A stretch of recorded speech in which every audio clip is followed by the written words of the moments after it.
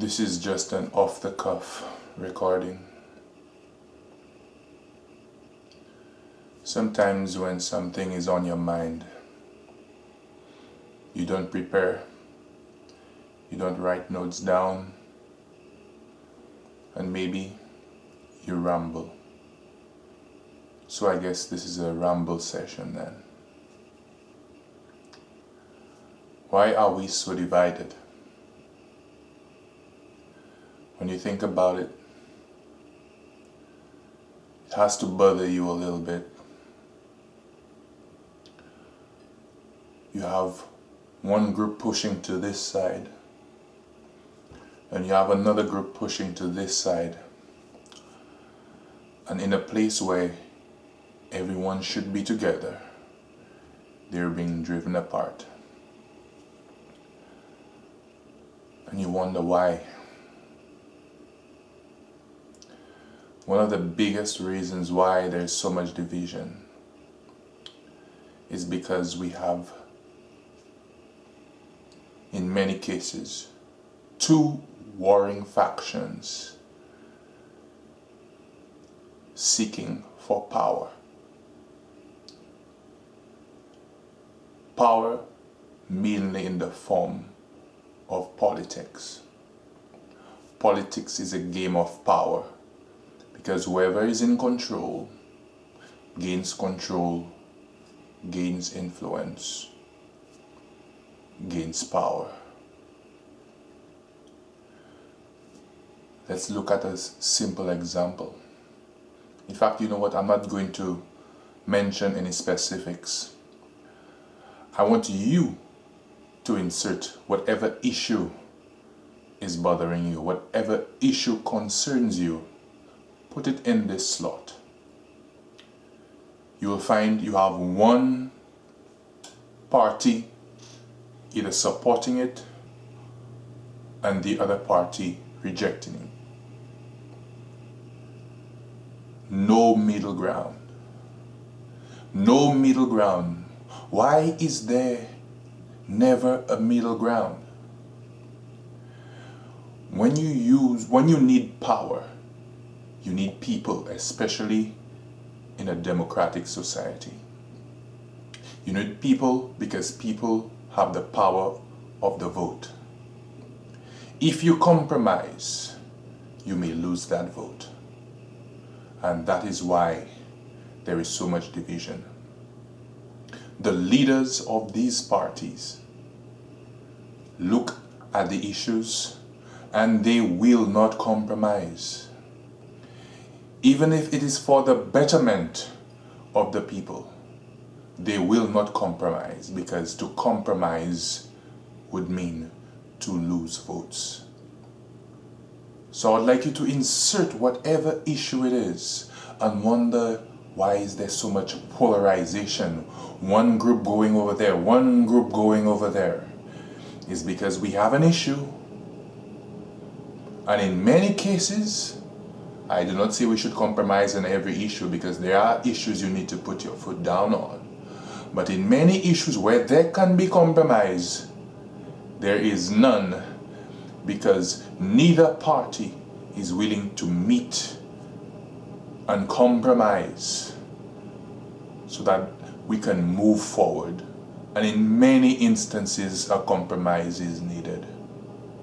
So, in many instances, you will find issues which are very simple get pushed and stretched into outrageous territory.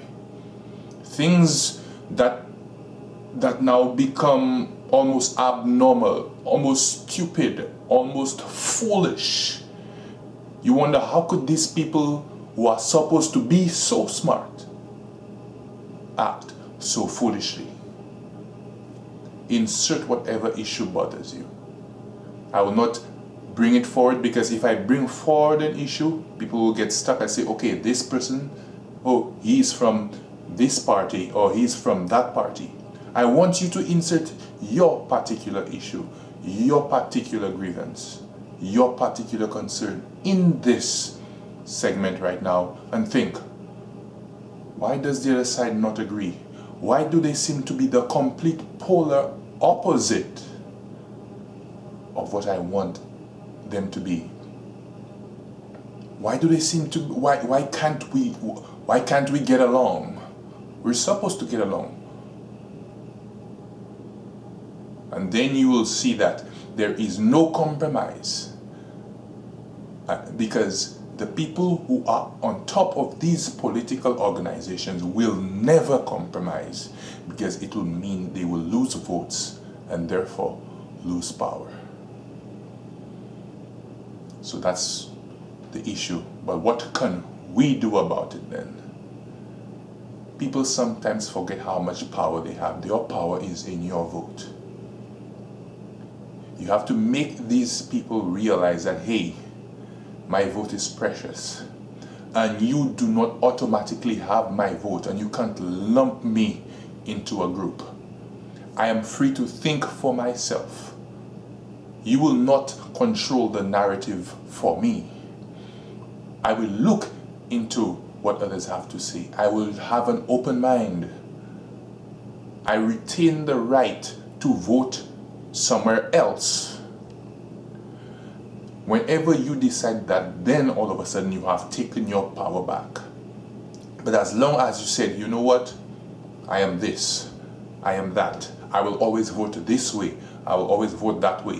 Whatever these people tell me do, I will do. Or whatever these people tell me do, I will do. That is when you have lost your power. You have forgotten that, hey, you have to earn my vote.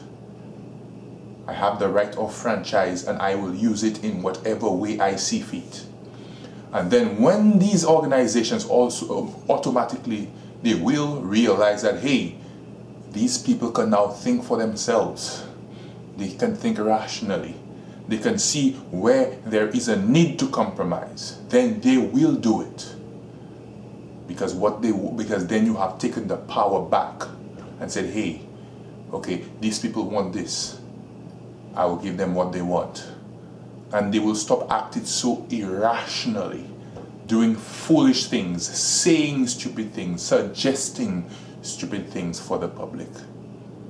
So now I've shown you what the problem is. And I've not only ranted about the problem, but shown you what the solution is. The Bible says the people perish for lack of knowledge. That means ignorance abides in the place where the people will perish. Are you ignorant? Do you know the issues? Do you listen to the other side? That will show you where you are. Are you ignorant or are you educated?